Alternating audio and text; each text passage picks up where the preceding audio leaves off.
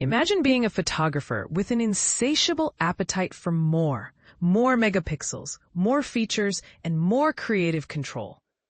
But what if having it all actually hinders your artistic growth?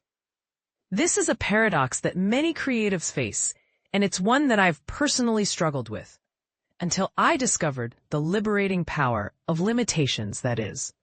My journey began when I stumbled upon the Hasselblad XPan, a camera that would change the way I approach photography forever. But here's where it gets interesting. This camera doesn't give you more, it gives you less.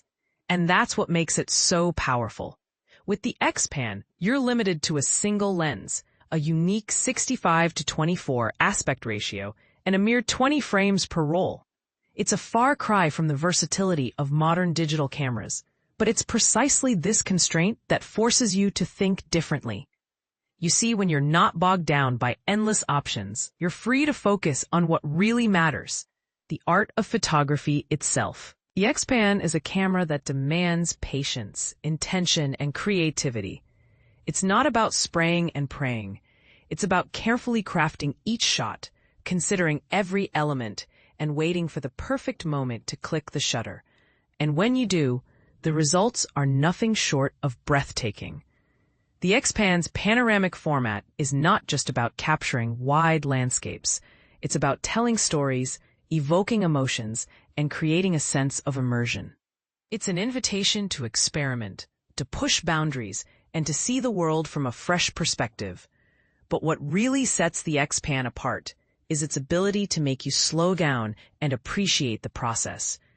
In an era where instant gratification is the norm, this camera reminds us that photography is not just about capturing moments, it's about experiencing them, and this is the part that most people miss. The XPan is not just a camera, it's a mindset. It's about embracing the unknown, the unpredictable, and the beauty of imperfection.